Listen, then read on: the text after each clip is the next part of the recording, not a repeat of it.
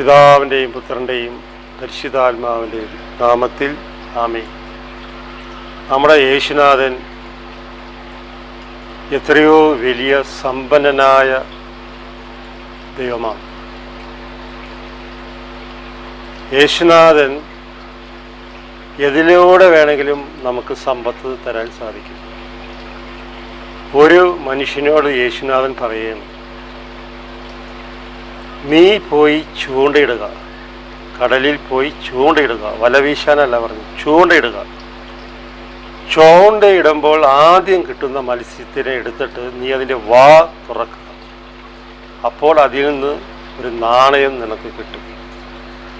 ആ നാണയം എനിക്കും നിനക്കും വേണ്ടി അവർക്ക് കൊണ്ടുപോയി കൊടുക്കുക. അതായത് ഒരു സ്ഥലത്ത് യേശുനാഥൻ ഒരു വിരുന്നിന് പോയിട്ട് ഒരു പ്രാർത്ഥന കൂട്ടായ്മയിൽ പോയപ്പോൾ അവിടെ നേർച്ചയിടണ പോലെ എല്ലാവരും ഇട്ടു. പക്ഷേ യേശുനാഥൻ്റെ കയ്യിലോ ശിഷ്യന്മാരുടെ കയ്യിലോ പൈസ ഇല്ലായിരുന്നു.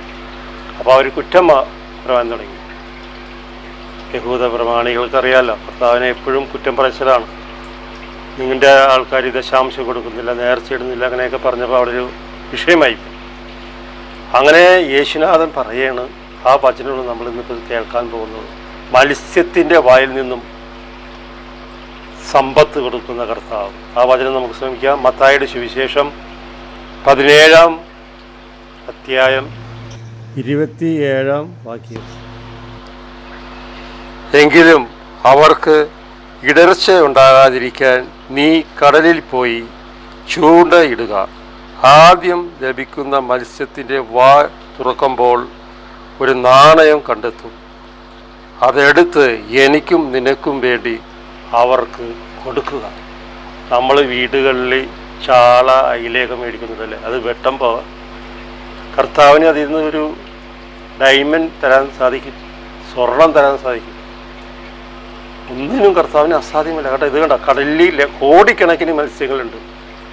അതിൽ നിന്ന് ചൂണ്ടയിടുമ്പോൾ ആദ്യം കിട്ടുന്ന മത്സ്യത്തിൻ്റെ വാ തുറക്കുമ്പോൾ നിനക്ക് ഒരു നാണയം കിട്ടും. അതെടുത്ത് എനിക്കും നിനക്കും വേണ്ടി അവർക്ക് കൊടുക്കാൻ കർത്താവ് പറയുന്നു.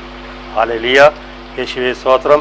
എല്ലാ കുടുംബങ്ങളെയും അനുഗ്രഹിക്കട്ടെ എന്ന് പ്രാർത്ഥിച്ചുകൊണ്ട് പിതാവിൻ്റെയും പുത്രൻ്റെയും പരിശുദ്ധാത്മാവിൻ്റെയും നാമത്തിൽ